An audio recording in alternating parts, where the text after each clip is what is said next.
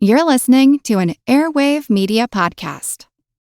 Welcome to From Beneath the Hollywood Sign. If you love old movies, Hollywood history, or the golden age of filmmaking, you've come to the right place. This is the podcast that talks about amazing stories of Tinseltown from another era and fascinating conversations with writer-producer Steve Cubine and actress-writer Nan McNamara. So, Steve, did Ava Gardner and Howard Hughes have a good relationship? Well, they did until he dislocated her jaw. What? Well, don't worry. She hit him back with an ashtray. From Beneath the Hollywood Sign is the gin joint for you.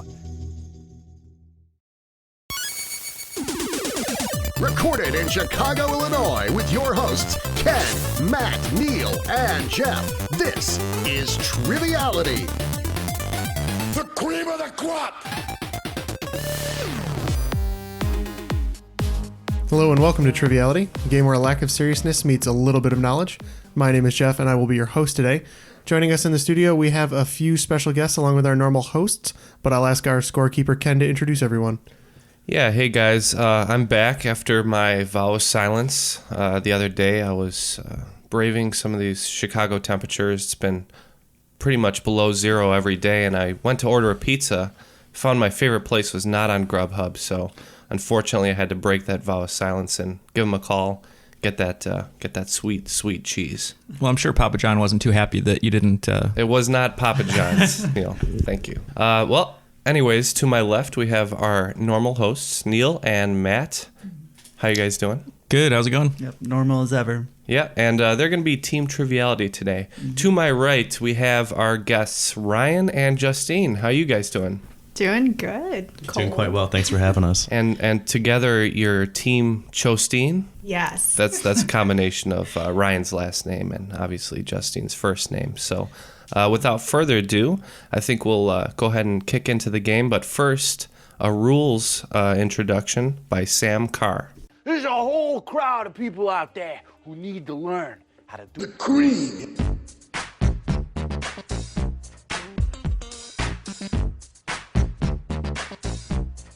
Well, my name's Sam Carr, and I'm here to say the rules of the game in a major way. First, you answer 10 questions and that's the first round. Then 10 more questions and that's the second round. Halftime bonus, swing round theme, that's how you be the cream. Answer 10 questions and that's the first round. Then 10 more questions and that's the second round. Bet on the final, 30 points each, that's how you be the cream.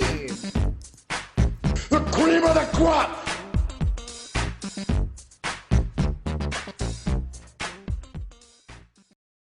So, Jeff, am I mistaken, or was that from The Office? No, I believe that may be the tune for the Scarn. The Scarn from the Threat Level Midnight? Yes, a song within a film within a TV show. Very good. Well, that was hilarious, Sam, so thanks for sending that in. That was awesome. We're going to make sure we replay that theme many times. Yeah, we really liked that. Brent did a great job last week as well. If that's something that you guys would like to do, just go to patreon.com/trivialitypodcast and support us as a United States champion or higher. Yeah, and we have a sort of an influx of Patreon supporters come in at the end of December and the beginning of January. So thank you to you guys. Jeff, who are those names? Yes, thank you very much to our new supporters, Zach Nolick, Liz Hudson, Sam Carr, Joe Wen, Paula Forrest, Russ Friedwald, and Phil Sanford. Thank you very much. That covers, I think, up to current from all of December and January. So we really appreciate that, you guys. It's been really great. So thank you. Thanks to all those Patreon supporters. We really do appreciate it a lot. Before we get into the game, why don't we kind of get to know our new contestants a little bit? So what brings you into the studio today? You guys big trivia fans or just kind of passing by? So, yeah, thanks. I love trivia, and there was a point in my life in which I considered myself good at trivia, and then I listened to your podcast and I realized how unintelligent I am. So we feel the same way while we record. It's a lot of fun, though. I guess as long as I know the theme of trivia, I feel like I'm pretty good at it, but I just find it really entertaining, fun. Well, we hope that it's entertaining for everybody. So without further ado, want to get started, Jeff? Sounds good. Everybody ready? Let's do it. Great. Question 1. I've heard that this 1977 album by Fleetwood Mac is the 8th best-selling album of all time, selling over 40 million copies. I feel like there was a little hint in there, Jeff. I don't know anything about Fleetwood Mac. That's I'm a useless. shame. I saw Fleetwood Mac at a show when I was like 12 or 13 when I first smelled pot everywhere. It was with REO Speedwagon, and Mick Fleetwood had a giant symbol behind him, which I thought was cool. So it was nice to see them. But like a gong? It was a giant gong, yeah. Which was pretty cool. But he only used it like twice in the whole show, and I thought it was just a really big waste for the roadie to have to carry that everywhere. How many times do you want him to hit a gong during the show? I would say if you're bringing out like a 2,000-pound gong, you should at least hit it once per song. Mm-hmm. Look, they're Fleetwood Mac. They can afford the roadie. Now, is that where you started your tradition of your Fleetwood Mac Sex Pants? Well, the Fleetwood Mac Sex Pants started when I had a tryst with one of the lead singers who shall remain nameless. Here's your answer, Fleetwood Mac Sex Pants. Yeah, sure, why not? All right, so they're locked in with the answer. So I wrote down with Matt here, I think Jeff's clue was I've heard, maybe, I'm not sure, but the only thing that came to mind is I believe one of Fleetwood Mac's best-selling albums is a self-titled album, so that's kind of where I'm at, Matt. I don't know what you're thinking. That's better than anything I have, because it's probably the name of one of their albums, so we should probably go with that. Cool. So we're going to lock in with Fleetwood Mac self-titled. All right, so you're just saying Fleetwood Mac, and ChoSteen is going Fleetwood Mac Sex Pants, but I have a feeling that Ken wants to chime in here. Rumors? It is rumors. No points to start off today. That does nothing. Question 2. On a 12-hour clock, you may need to reference AM and PM to tell you if it's 5 in the morning or 5 in the afternoon. What do AM and PM stand for? I did know this at one point in time. I actually opt for the 24-hour clock on my cellular phone. It's much more easy, much simpler. Is that what we would call military time? So military time is when you remove the colon. Really? Correct. I hear that's also a cosmetic procedure in LA you can get. It's true. Yeah, we're locked in. All right. Team ChoSteen? We went after midnight and pre-midnight. Oh, we had the same terrible answer. After midnight and pre-midnight. Well, if you thought about it, what separates AM from PM? Midday. So it's ante, before, and post meridiem, midday. Oh. Okay. After that question, I'd like to take a Tylenol PM and wish that never happened. Oh, Neal, your brutal beating is still awaiting you. Just wishing the day away. This is Jeff getting mad at me that I somehow beat him one-on-one against all odds. And he turned in his jersey to Ken and, in Rudy fashion and said, I'm done. Yeah. He's walking away. I like how Neal always says that my games are revenge for prior games that I've lost to him. Everything you do is revenge, Jeff. You're a very vengeful person. It's a dish best served cold. Mm-hmm. Question 3. What country has a 20-mile border with China via its panhandle known as the Wakhan Corridor? This panhandle was the closest that British and Russian colonial influence ever got, though we had no trouble being there. I think we've come up with an answer. Okay. I don't know why I said it like that. It's definitely an answer. Fair enough. We'll lock in too. We'll lock in. Yeah. All right. Team Triviality, what'd you say? Vietnam. Okay. We said India. India is a little bit closer to the country of Afghanistan. So Afghanistan separated current Pakistan from the Russian Empire, so it was the closest the British and Russians ever got on land, 20 miles. We were thinking of the wrong U.S. invasion. Yeah, there's so many, it's hard to count.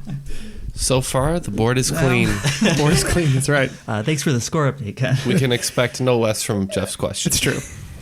Question 4. This video game series name references the fact that it was supposed to be the last project for its developer. Fortunately for us, that was not the case. Locked in. You got anything? I haven't played many video games recently. He's going to say it, and I'm going to go nuts because I'm going to know it. I know. Was the last Remnant, was that Square Enix? I don't know who developed it, though. I think they were the publishers. I don't know. I'm not familiar with that game. I hate this. This is the rare occurrence where I know the answer and I can just gloat on the other side of the table. This is a case of the microphone jitters, I think. Mm-hmm. Because knowing Ryan as I do. Yeah, Ryan and my brother are the biggest video game guys I've known. They play every game ever released. More or less. More or less, yeah. And so this is interesting. No, this is driving me nuts. I have a feeling it's a Japanese title, though. All right, I don't want to holds up anymore. I'll lock in. Okay. And what did you lock in with? The Last Remnant. All right, and Matt. So you did say the the developer. It was Square. It was they were going bankrupt, and it was their last game, and it was their Final Fantasy. Oh God! Come on. I was thinking that too. Actually, Ryan's looking around for a bridge to jump off. Right now. That's so bad. I should have known that one.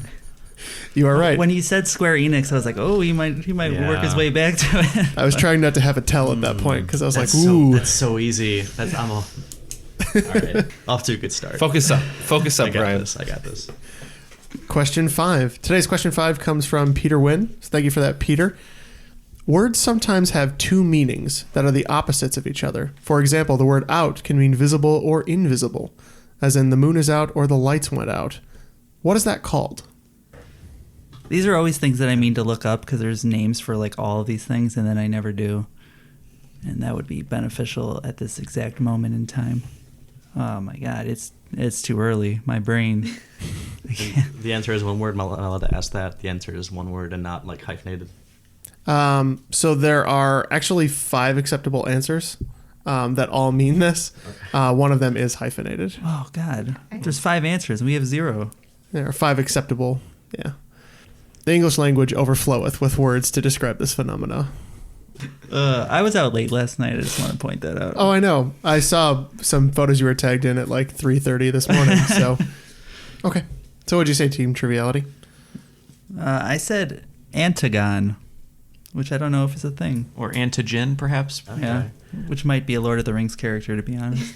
I'll say antonym. Oh. So it's commonly known as a contronym. Oh. Okay. Also acceptable, an auto-antonym, an antidrome, antogonym, and antilogy are all acceptable words for this phenomenon. very common. So surprisingly, they're both on the right track. They were both pretty close. Yeah. Good question, Peter. Thank you. Mm-hmm. Question 6.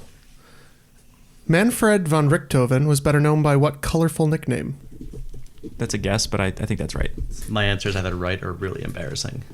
We're probably the same. We're in. Yeah. Is that, we're in. Okay. Yeah, what's his name? Rainbow Randy from Death to Smoochie? Or? Yes, Rainbow Randy. Is that his name? Rainbow Randy? I think so. All right. Team Triviality, what'd you say on that one? We went with noted pizza maker, the Red Baron. Oh, God.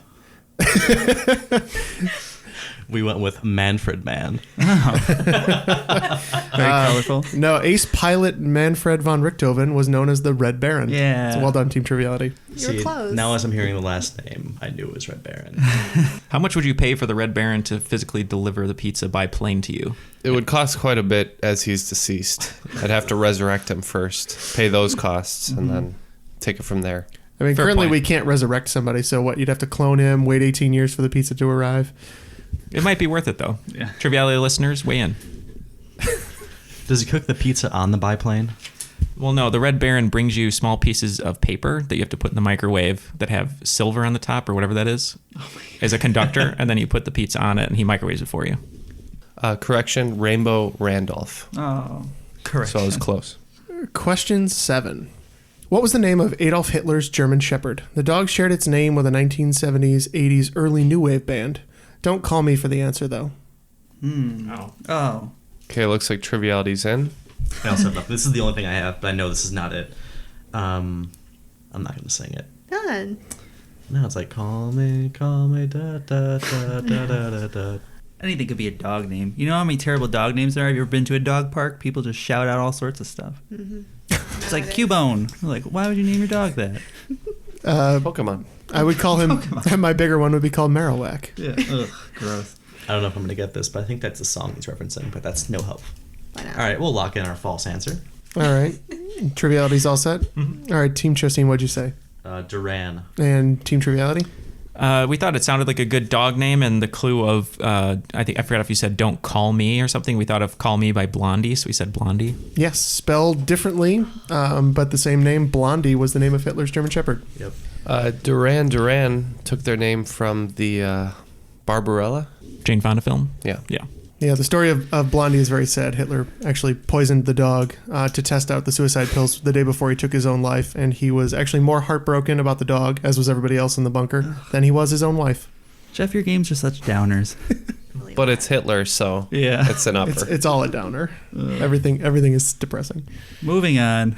All right. Past Question 8. What international organization, headquartered in Washington, D.C., consists of 189 member countries working to foster global monetary cooperation, secure financial stability, facilitate international trade, and promote high employment and sustainable economic growth? Don't be confused. This is not the organization Tom Cruise worked for.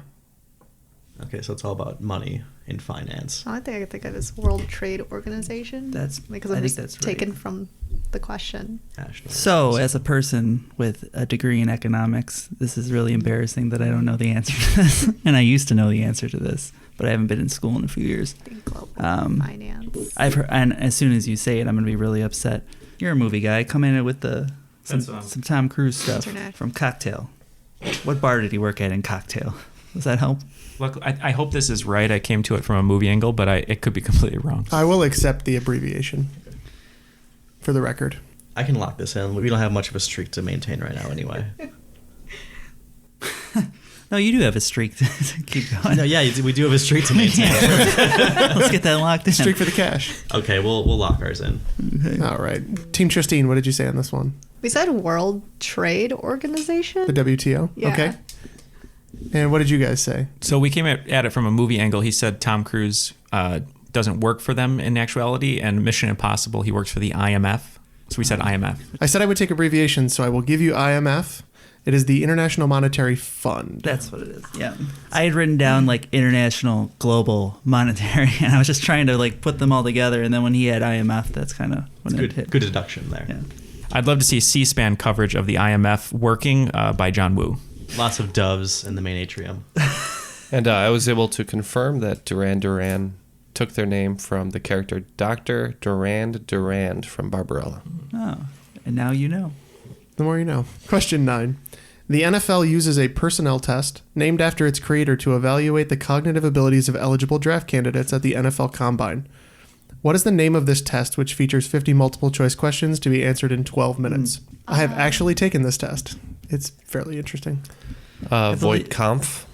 I believe it was Vince Young who famously got like a 3 on it. Or like he scored so terrible on it. And I believe on the other end, Matt Ryan has one of the highest scores of like 49 or 50 on There's it. a lot of debate on it has biases against certain. I mean, definitely like any does. kind of standardized testing, it's going to have. No, it definitely biases. does. I took it for that purpose, just to see how And biased it was. And were you closer to Vince Young? I was closer to Matt Ryan than Vince Young. So you can just take it online? You can find it? Yeah, they have him online. Oh, well, I want to see if I'm as good as Matty Ice. Where did he get that nickname? Well, because he has ice in his veins because he's always calm under pressure. That's true. I believe that's what it is. I could be completely wrong. No, I believe you're right. Always calm under pressure unless he has a huge lead by halftime. You mean like 21 points up? We got a streak to maintain here. Come on. I'd go with it. Say it. The Lombardi test. All right. Team ChoSteen going with the Lombardi test. What did you think, Matt? It's the Wonderlic test. It is the Wonderlic test. That's one of those that if you don't know it, you're not going to get to it because there's no way. Wonderlic wasn't a famous quarterback or right. anything. No, and they use it in things other than the NFL. It just happens to be one of the most prevalent uses of that particular test. That's our 4th in a row. Yeah. Nice job, team. From a rough start, you guys climbed to 5 on the round so far with 1 question left. Unfortunately, ChoSteen is yet to score. But the second round should be promising for them. To our listeners like Wesley Wells and David Ruffetto, anyone who posts their score on the comments, just throw in your Wonderlic score in there as well, just for fun. I would love to rank all of our listeners based on their Wonderlic score. Yeah, from Vince Young to Matty Ice levels. All right. Question 10. Final question of round 1. What element must be present as an ion or in a molecule in order to make a solution an acid? That's right. Neal knows everything there is to know about elements now. I gave up all of that, like a hard drug. Neal actually gave up acid. It's New Year's resolution. You should know this. You know medicine. I know. It's like coming to me. Talking about chicken scratch. What are you writing down there? You can't read that. I can't read that. It says onion. I know you're hungry right now, but... I am. Where's my craft services, Neal?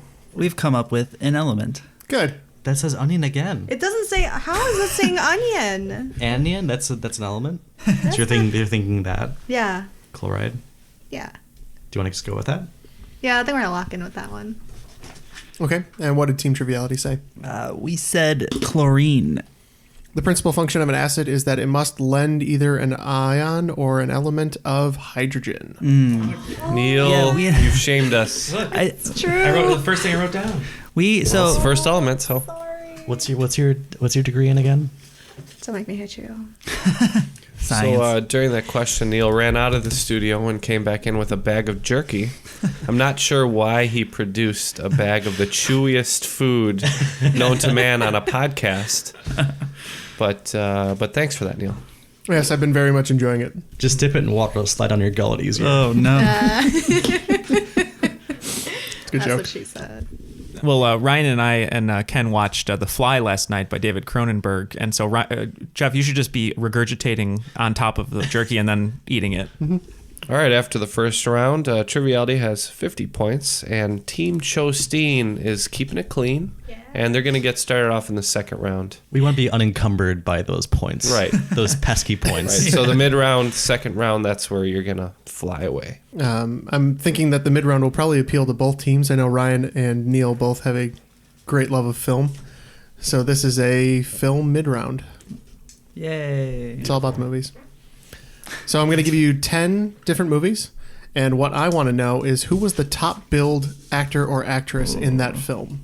Neal already signaling to Matt that things are going to be okay. Yes, that is my cue to just kind of take some me time for the next few minutes. Kick back, take a nap. Number 1, Roadhouse. Number 2, Runaway Train. No, number 1, Roadhouse. Number 2, what's another Patrick Swayze movie? Dirty Dancing. That's right. First one, The Lord of the Rings, Return of the King. Number 2, Pacific Rim. Number 3, Batman vs. Superman, Dawn of Justice. Number 4, Tropic Thunder. Number 5, I Know What You Did Last Summer. Number 6, Spotlight. Number 7, The Help. Number 8, Jurassic Park. Number 9, LA Confidential. And number 10, Mystic River. Got some nice ensemble casts here. It's this a little is tricky. Yeah. Number 1, The Lord of the Rings, Return of the King. Number 2, Pacific Rim. Number 3, Batman vs. Superman, Dawn of Justice. Number 4, Tropic Thunder. 5, I Know What You Did Last Summer. 6, Spotlight. 7, The Help. 8, Jurassic Park. 9, LA Confidential. 10, Mystic River. Yeah, so for our listeners, Team Triviality's left the studio to allow Team ChoSteen to discuss. And we need all the help we can get, so. Speaking of the Think help. we're good. Okay. Okay. No. Sam Neill is not top billed for Jurassic Park. What? No, it's really Richard Attenborough, though. I think He's got to so. be top. No. He probably has the and. Or the with. Tropic Thunder. Ben Stiller. Yeah. I Know What You Did Last Summer, Jennifer Love Hewitt. Are you sure? Mm-hmm. Who else is in that? Jennifer Love Hewitt. Sarah Michelle Gellar was in that movie. Could she have been top billed? Who is, what was Hewitt in prior to this? She's the main character. Sarah Michelle Gellar was, I think she was third victim? Yeah. Okay, Spotlight's for sure Michael Keaton. I forgot her name. In The Help? Yeah. Well, we can put Octavia Spencer just as a placeholder right now. Just think about it. I mean, Isn't Kevin Bacon in that? Mystic River? No. No, you're thinking of Footloose. No, I'm not thinking of There's another ensemble movie where it's Kevin Bacon. Kevin Bacon is widely known for not being in very many movies besides Footloose. And Tremors. That's a fun movie. No, he's I dig Tremors. That's why he's 6 Degrees of Separation guy, because he's in so much stuff. Yeah. All right, so both teams are locked in with all 10 answers. For sake of simplicity, I'll go ChoSteen and then Triviality each time. So let's start with Lord of the Rings, Return of the King. We went with Ian McKellen. So I just want to make a quick statement here. Jeff, this is one of my favorite questions you've ever written, film related, because it could have been very easy, but all of these are ensemble casts, and coming at it from a sort of like an industry thing. A lot of these people, and I mentioned this to you when we were deliberating, a lot of these people in these casts could have been an and or a with, which is sort of a sign of respect in Hollywood as far as credits are concerned. So it was very hard to narrow down who these could be. And every answer I gave Matt basically 3 names of who it could be. And it was a toss up each time because it's kind of hard to quantify who would be top billed, because sometimes it's an older actor who's more respected. Sometimes it's who's the biggest box office draw. So very good question. Just tip of my hat to you. But the first one, we just simply because he was the king, we went Viggo Mortensen. So on that one, I believe he was top billed for all 3 movies. It was Elijah Wood. Mm-hmm. Okay. Yeah, Elijah Wood was the one that I was fighting for. So. Yeah, we thought it might be too simple, but yeah, that's... Yeah. And on the second one, Pacific Rim, what'd you say, ChoSteen? You want to say it? I can't pronounce his name. You say it. Idris Elba. So this one was tough because we said it could either be Idris Elba or Charlie Hunnam. Charlie Hunnam is the lead in the film, and he was kind of big for Sons of Anarchy, but he wasn't big enough, I don't think, at that point. But we went Charlie Hunnam. So I have that it's Charlie Hunnam. I'm shocked at that answer. Well, Idris wasn't big enough in the U.S. at that point. I mean, he was on The Wire and everything, but I just don't think he would have had box office draw to be a top billed actor. But I could be wrong. Batman versus Superman: Dawn of Justice. What did you say, ChoSteen? We said Ben Affleck. Yeah, and this one, again, the top 3 would be Ben Affleck, Gal Gadot, or Henry Cavill, but it is, as Matt said when we were deliberating, Batman versus Superman, so we went Ben Affleck.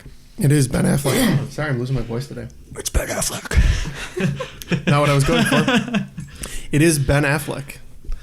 You didn't want to go Jesse Eisenberg on that one? All right, and Tropic Thunder. We went with... Ben Stiller. Yeah, we also went with Ben Stiller for the fact that he directed the film, and we thought Robert Downey Jr. would have gotten the and or with Tom Cruise in that one. Yeah, Ben Stiller was the top billed actor in that film. Look at all these points coming your way. Yeah, it feels nice. I Know What You Did Last Summer. ChoSteen, what did you say on that one? Jennifer Love Hewitt. Yeah, this is the one that I was the most insistent on and said Jennifer Love Hewitt. Jennifer Love Hewitt. Well done, both teams. Yeah. Good work. Finally. All right, who do you think the top billed actor or actress in Spotlight was? We went with Michael Keaton. So this is a tough one because you're looking at either Michael Keaton, Mark Ruffalo, or Rachel McAdams, and we thought Michael Keaton, being sort of the older actor, would have gotten the and or the with, so we went with Mark Ruffalo, actually. So I've got Mark Ruffalo. Ooh. All right, ChoSteen, what did you say on The Help? Octavia Spencer. Even though Octavia Spencer won the Oscar, we actually went with Viola Davis. So the studio actually gave the nod to Emma Stone as the top billed in that film. Oh, that's right. I forgot about Emma Stone. My bad on that one. I forgot about Emma Stone. How could you, Neal? All right. And Jurassic Park. What was ChoSteen's consensus on that? I was waffling between Sam Neill and Sir Richard Attenborough, but since Attenborough was in it for only a short period of time, and Sam Neill, was he kind of relatively unknown at the time? Oh, I mean, he had been. He is the lead of the film. Yeah, so we went with Sam Neill. We went with Sam Neill too because we weren't sure. We thought Goldblum wasn't a large enough character to get top billing, and we thought Attenborough would have been like an and or a with. It does revolve around Sam Neill. Oh, good. Okay. All right. Another tricky one. I was in the other room with Team Triviality on this one. LA Confidential. What do you say, Team ChoSteen? So we were waffling between Nicole Kidman and Kevin Spacey, which none of us had seen the film, but I believe Nicole Kidman is on the cover, so we went with Nicole Kidman. You've never seen the film? It is not Never. Nicole Kidman. Oh. It's not Nicole Kidman? Who's on the cover? The Oscar winner was Kim Basinger. But so we were thinking it was either Kim Basinger, Guy Pearce, Russell Crowe, or Kevin Spacey. Kevin Spacey supporting. It's probably Kim Basinger now that I think about it because she won the Oscar, but we went with Russell Crowe. Well, they didn't know who to promote before she won the Oscar, Neal. So it was Kevin Spacey. That's bad. I see Which Nicole is Kidman's face. that one is pure star power. Yeah. Like Russell Crowe and Guy Pearce are the stars of that movie. Yeah. And Mystic River, another great ensemble piece. What did you say, Team ChoSteen? I think it was Robert De Niro when I last saw it, like years ago. Robert De Niro is not in that film. Okay. God damn it. Yep. Well, it's not Kevin Bacon. Kevin Bacon is in the film. Oh, he is? But the correct answer is... We went with Sean Penn. Sean Penn. Okay, so after the mid-round, Triviality was able to rack up 35 extra points, and ChoSteen is on the board with 20, bringing the totals to 85 for Triviality and 20 for ChoSteen. Moving into the second round. Thanks, Ken. So, round 2, question 1. Which NFL team's stadium could practically be a CFL team, as they're the closest to Canada? Okay. Yeah. All right, we're locked in. Okay, Triviality is locked in, so you guys can feel free to discuss. Wow, that's really wrong. Is it? That's really wrong. Let's hear this really wrong answer. I wrote down Green Bay. Is Did I that? say Green Bay? It's Or- pretty north. Yeah, that's up help them. north. Yeah, but closer to the Canadian border, right? Yeah, that's north. Where do you think Canada is? I don't know. North? South to Mexico. I'm thinking of northern teams. How far is Detroit from Canada? I thought that was pretty close. Detroit? You are at least naming okay. cities with NFL teams, so you're in the right ballpark. What about the Vikings? Minnesota Vikings. That's That could be. I think we should just lock in with that because that's the best I Yeah. got. So three good prospects so far. We came up with 3 answers, and then Matt had a nice guess for the. Yeah, we were looking at Seattle. It's pretty close. Buffalo, New York. But we actually ended up going with Detroit because I'm pretty sure that you're able to kind of go right into Canada almost from Detroit. See, that's what I was thinking too. Yeah. That is correct, but I don't know where the stadium is. So just for reference, of all the ones mentioned, I believe Green Bay and Minnesota are both about 250, 300 miles away from the border, somewhere in there, like 200, 250. Seattle is 63 miles away. Cleveland Browns, right across Lake Erie, are 30 miles away from the Canadian border. 8 miles from Buffalo to the Canadian border. And less than a mile, you'll find the Detroit Lions Stadium from the Canadian border. I had Just it. went with yours. Yeah, thanks, Chris McClellan, actor. I worked with, great guy. He used to that helped us out because he told me that he used to go over the border with his friends. Yeah. So. I had a friend who they took a trip to Detroit, but they also got their passport because they said that they can just go right over to Canada. Yep. So, I've been to many MAC championship bowls at the Lions Stadium. yeah. It's quite nice. The Silver Dome. Is this still the Silverdome? No, it's not. I don't believe so. Silverdome collapsed, didn't it? It sure did. Question 2. British police officers are nicknamed after the man who formalized their order in the 19th century. What are they called? That's an answer, and it makes sense, but it's not right. But I'm okay with it. We're locked in. This is wrong. But Let's say beef trust? no, it's beef Beefing? eaters. Oh. I know it's wrong, but it has something to do with My the name breakfast and- this morning. and the order. Is it? Jeff is currently a beef I like eater. my answer better. I think this is close. Yours is way wrong. I just meant I had a bottle of gin for breakfast. Oh, I thought you were talking about your jerky. That you have a bottle of beef eater for breakfast. We'll lock in. You're locking in with Beefeater? Yeah, beef eater, the Queen's Guard. All right. If you had a bowl of gin for breakfast, that would explain some of these questions. And what did you say, Team Triviality? We went with Bobby's. That's a Oh, nickname, common That's nickname for right. British police officers. I do believe beefeaters were, I don't know if British, but yeah, like a Queen's Guard Yeah, or something. I know they're not police officers. They're at the but- Tower of London. Yes. Yeah. Question 3. The 1990s were dominated by Michael Jordan and Hakeem Olajuwon in the NBA Finals, both winning Bill Russell Awards, 6 to Jordan and 2 to Olajuwon.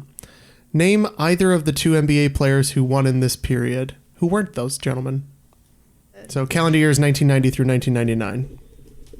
Yeah, I mean, because they won the 89-90 season. That would be him. We can name either? Yeah, either. Okay, Team ChoSteen is locked in with an answer. Triviality, did you have some discussion? We're locked in, yeah. Oh, you want to discuss? Oh, Yeah. I mean, so we talked about so the 89-90 season, the Pistons won the NBA Finals, and I was torn between Joe Dumars and Isaiah Thomas. Isaiah Thomas is the more likely answer, and then we were looking at the 98-99 season, which I think was the Spurs' first win, which would have been Tim Duncan's second year. And I was torn between David Robinson and Tim Duncan, but I think we're more sure about Isaiah Thomas, so we were going with Isaiah Thomas. Team ChoSteen? So I was just coming up with names in my head. So I don't know. It's all right. Go ahead and say it. We went with Charles Barkley and Kobe Bryant. Okay. They're totally wrong. They're just looking for one answer. I was just looking for one. Oh, That's correct. Charles Barkley. Okay. They're both wrong. Wow. So obviously, I figured Matt would have some idea here. So you are right. It was bookended. 90 was the Pistons. Mm-hmm. You were between Joe Dumars and Isaiah Thomas. Dumars won it in 89, and Isaiah Thomas won it in 1990. Then 3 for Jordan, 2 for Olajuwon, 3 for Jordan again, and the San Antonio Spurs in '99 with Tim Duncan. So you had both of them. All right. Really close. Shaq then went on a 3-year run with the Lakers. Because and 99-2000 was Shaq through. Duncan won it again in 03. So it was like 6 players for 15 years. And then 04 was Billups and with the Pistons. And then Duncan again. Yeah. Shout out to Ben from Trivial Warfare. For the 89 Pistons. That's right.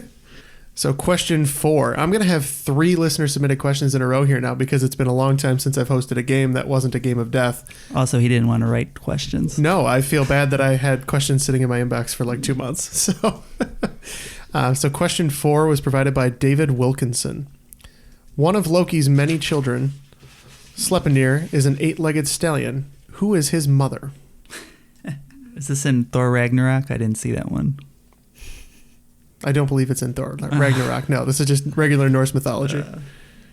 Well, that could potentially help you get to characters if that's your main source of knowledge of Norse mythology. It sure is. Is Kate Blanchett an acceptable answer? I don't know anything about this, obviously. Actually, no one else would know that, but I do not. Talking to you, though, not that they're going to even take this answer because it's so absurd, but Loki's kind of like a trickster, so maybe he turned himself into a woman, had a baby. I'm just saying. I don't know. He could have done it. I don't know. Doesn't seem outrageous. Could have turned Because I know no female names in any Norse mythology. I just know Loki's bad and some other. That's all I know. And then there's some Vikings and then something. Okay. If you have That's one a guy, name, I'll though. go with your one name over my no name. Odina. That's a good name to have, too. Okay. We're locked in. All right. We're locked in as well. All right, Team ChoSteen, what did you say on that one? Freya. All right, so they go with Freya on Team Triviality. We're going with Lady Thor. Lady Thor. Okay. Well, I'm disappointed, Neal. You should have kept your joke answer. Loki, in order to not lose a bet, shapeshifted into a mare in heat, used his feminine wiles to distract a giant's horse, and was impregnated. So he was the mother of his child. That makes sense, too. That does not make sense. Don't say, do not say that makes sense. Yeah, because he was low key a mare. Hey. It was funny. So question 5 today, the real question 5, is from Asha Yosef. So name 3 of the 4 Division I universities which share their name with a color. And I'm looking for the name of the university, so not like their team. So the Stanford Cardinal and the Syracuse Orange are not what I'm looking for. So I'm looking for the universities which their full name is a color. So for the record, because I wrote Bowling Green, that does not count. Correct. Gotcha. That does not count. So I did a little bit of research into your question, Matt, and there are 5 total that have colors in them at all, if you include Bowling Green. Okay. So just there are 4 that are just color names. Just go with those 3. I don't care. I'm in. All right. I've lost interest. I'm in. What was it that you said last week? You said if you don't immediately know, you just give up. Yeah, usually. Your New Year's resolution was to think a little bit longer on And this. I did. I thought a little bit longer on There you this go. one. Maybe I needed to attend some of these universities. get some more knowledge. Yeah. All right, Team ChoSteen, what was your one answer? Brown. And Team Triviality? So we had Brown. I think that there's a Cheyenne University, which I think is also a color. Okay. And then we went with Ivory, which I don't think is a school. So you both clued in on Brown. So far, so good. You hear that? Brown. Your other ones would be Auburn, Navy, Jesus, and Siena College in New York. Siena. Yeah, that's, once you say them out loud. No points to be had? No points to be had. That's really easy once you say it out loud. Question 6 is care of Jonathan Berlingeri. Thank you, Jonathan. According to concerthotels.com, which pop artist has the greatest vocal range based on their recorded music? Oh, I know this. Don't cry if you don't know the answer. It's probably wrong too. You guys locked in? We'll lock in with this one. All right. So I'm pretty sure it's a male vocalist just because their low notes hit much lower, so the vocal range between the low and the high is much bigger than, I know Ariana Grande and Mariah can hit like higher notes than any male, but I think the range from the low to the high the males have an advantage. The ones we say, like, So we were looking at Axl Rose, Steve and Tyler, they're more in that rock range, and then I was thinking Justin Timberlake because of Cry Me a River, but I don't really remember him hitting a lot of high notes. And then we just came with Frankie Valli and Big Girls Don't Cry. I was thinking Ariana Grande because she does have a great range, but then we went with Justin Timberlake. So, it was mentioned. Don't Cry is a Guns N' Roses song. So that would... It was Axl Rose. It's Axl Rose. Yeah, I was repeating over and over that Axl Rose has the best range, statistically speaking, because he's operatically trained. But when he said pop artist, I completely crossed out. I was like, well, let's not even go with it. It's pop. Yeah. Especially at the time. Number 7. The 2017 movie Breathe, starring Andrew Garfield and Claire Foy, had what actor as its director? So let's think about movies Garfield's in which maybe he acted with someone and he worked with them again. More specifically, he is an English actor from West London. Oh, you've been there. Yeah. How's West London? Neal's fourth home after New York, LA, and Chicago. We have a incorrect answer locked in. We'll lock in ours as well. All right, what'd you say, Team Triviality? The old Gary Oldman. All right, and Team Justine? We said David Attenborough. I think Ken knows the answer to this one. Ken, who do you think it is? It's Andy Serkis. It is Andy Serkis. Oh, man. It's quite good. Many a mocap role. I haven't seen the new Star Wars yet. I haven't either. That he plays Snoke is a spoiler, even though he's in Force Awakens as well. You ruined the movie for me. It's over. I'm out. Question 8. What is the name of the cylindrical map projection commonly used for its ability to render lines of constant course? You might want to send lobbyists to Jed Bartlett to have it changed in schools. Was that English? That was English. Was that a... That's a West Wing reference. That's a West Wing reference. Jed Bartlett. West Wing. Got it. There's a whole episode about how they hate this certain map projection. It's so funny. Oh, man. It's always lambasted for being terribly misrepresentative. Yeah, it's the thing that makes why everybody thinks that Greenland is gigantic, right? I mean, it is huge, but twice the size of Africa. Yeah. Yeah. I don't know what that's called. I know what it is, but it's probably named after the guy who created it, and I just... This is what Buster Bluth went to school for. Cartography. Cartography. The study of maps. The study of maps. Hasn't everything already been kind of discovered by, Cortez and NASA? If only I was a cartographer. A silent cartographer. For all the Halo fans out there. I recognize the answer to this question from Jeff's ramblings all the time. I know. Jeff's big on maps. But Jeff's big on things. Yeah. We're lock it in with this one. Okay. And what'd you say? Dome thing. The dome thing? The only thing I could think of with maps is the yeahs. So. Ken thinks he remembers it from my incoherent. Mercator? It is the Mercator projection. No idea what that is. Question 9. Paul Revere's famous ride was not his. At least not the 345-mile one he gets credit for. What colonist was robbed of his rightful place in the canon of American history? That really sucks. You know this? Arliss, the guy who's on the show Arliss, Robert Arliss, he had a history thing that he taught. It was unknown history of the United States, and one of them, it was not Paul Revere. It was this guy Israel something or something Israel Esquire, and then let's just go with Hoover. That's fine. We have an answer that sucks. Do you want to lock in with Decker? Yeah. Sure. We'll lock in another answer that sucks. Well, you guys are onto the right thing in that it's a vacuum company, and Neal had the first name, Israel Bissell. Oh. I knew it was Israel. I knew it was Israel. I just cannot think of the last name. All right, last question of regulation. The Great Pyramid of Giza is in what city? Yeah, that seems right. But probably not, because that's easy then. I don't know if this is it. I think this is too obvious. Right. I'm very proud. I did Matt category writing for the final. Oh, good. So we will have no idea what you'll have no idea what you're voting. You're putting your points on. We're locked in. Perfect. We'll lock in our wrong answer. Oh, perfect. All right, Team ChoSteen, what do you think is the wrong answer? We said Cairo. All right, we Team came Triviality to the same conclusion and said Cairo. Well, neither of you is wrong, so don't feel bad about it. It's Cairo. Oh, ding, ding, ding. If we played this game in reverse, you would have been really confident. That brings ChoSteen's total to 30 and Triviality's to 125. All right. All right. Now time for the final round. So I've got 5 categories that I'll read to both teams. Then I'll get their wagers, and then I'll read the questions. Category 1. Now that's irrational. That's a math question. Category 2. The times they are a-changin'. Category 3. Well, isn't that special? Category 4. I don't have the energy. Category 5. How high? Well, So you said that your categories don't give away what the questions are about, but because we know you, we can figure out all these. So the first one's going to be an irrational number question. All right. Don't give it away. Second one's going to...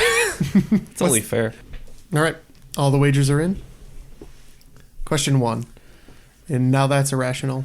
Which irrational number is approximately 2.7?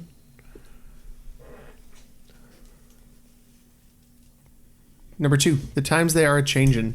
What part of men's clothing, often seen in suit attire, it used to be detachable to aid in cleaning? Question 3. Well, isn't that special? Which band holds the record as the only group to have 5 songs simultaneously on the top 5 of the Billboard 100? Question 4. I don't have the energy. C6H12O6 is the chemical formula for what substance? Question 5. How high? What is the highest nation in the world?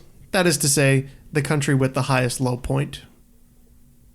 So all the answers are in? Yeah. All right. So on to question 1. Now that's irrational. What were the wagers on this one, Ken? Looks like Triviality went with 10, and with the Oakland 5, we have ChoSteen. All right. Let's go to the high wager of Triviality. What did you say, guys? What number is approximately 2.7? I couldn't think of anything, but I just put the square root of 7. Okay. Team ChoSteen. It's irrational. Square root of 3. So E is the irrational number. That's approximately 2.7. I thought of E and then quickly left my brain. There's like E and pi. Those are like the 2 irrational numbers you should probably know. E would have been a little too easy to say. No, easy would have been if it was A. Question 2. What were the wagers on the times they are changing, Ken? Triviality with 20, ChoSteen with another Oakland 5. ChoSteen, what did you say on this one? What part of men's clothing used to be detachable? We went with collar. Team Triviality? We also went with collar. Yes, collar. I'm thinking very specifically of a scene in Boardwalk Empire when Steve Buscemi's putting on his collar separate from his shirt. The origins of the blue collar was when poor families would color their collars blue because they couldn't afford to clean them every day, like white collar folks. That must have been a more recent invention because blue for a very long time was a very expensive dye. So interesting. Well, isn't that special? What were the wagers, Ken? Triviality with 20 and ChoSteen with another 5. All right, Triviality on the high bet. What did you guys say? Which band? The Beatles. ChoSteen? The Beatles. It is the Beatles. Yeah. Question 4. I don't have the energy. What were the bets? 10 for Triviality, 5 for ChoSteen. All right, what did you say on that one, Triviality? Based on energy, I think being a clue, I put down caffeine. Okay. And what did you say, Team ChoSteen? I put carbohydrate. So very specifically, it is the molecule glucose. Small, simple sugar. Good. I mean, glucose is a carbohydrate, but... Not all carbohydrates are glucose. Yeah. Okay. And how high? What were the bets on that one? 10 and 10. 10 and 10. All right, Triviality, what'd you say? We were thinking somewhere in South America, a lot of mountain ranges, smaller countries. We went with Peru. And what were your thoughts on this one, ChoSteen? So I'm not confident. Maybe it was the average low point, but we went with Nepal. Nepal is a great guess for 2 reasons. One, if you're looking for a high low point, you probably don't want to pick a country that has a border on the sea, like Peru does. So you're looking for a landlocked country that's pretty high. That would be Lesotho, the landlocked country within South Africa. Oh. Has the highest low point. Probably never going to get there. All right, Ken, what were the final scores? Okay, so during the final round, Triviality gained 10 points. ChoSteen lost 10. So the final scores are 135 for Triviality and 20 for ChoSteen. Triviality, you are today's cream of the crop. I am the cream, the cream of the crop. Yeah, that was a really hard game. Yeah, Ryan and Justeen, normally they're not that hard, so I'll have to invite you back another time. There was a point where we had 7 out of 8 correct, and I was like, this might be our best game ever. And then we fell off the proverbial Mount Pichu cliff. And, it was rough the rest of the way. It was certainly a humbling game for our first game. Yeah, this is really fun. We didn't force her to say that. I'll give you the $20 later. Thanks again to Ryan and Justeen for joining us in the studio, and my co-hosts Ken, Matt, and Neal for being scorekeeper and playing along as well. If you want to engage with us, just find us at trivialitypodcast.com. You've got links to all of our stuff there. Thanks again to all of our Patreon supporters. We very much appreciate that. And for all of us, that was Triviality.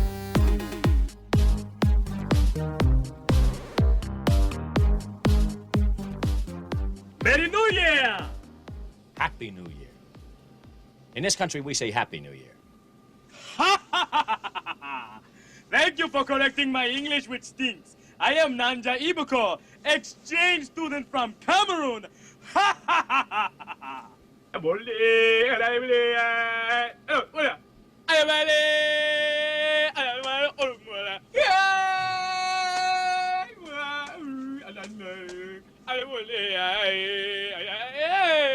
Beef jerky time. You want some beef jerky? Oh, please. There's plenty, you know.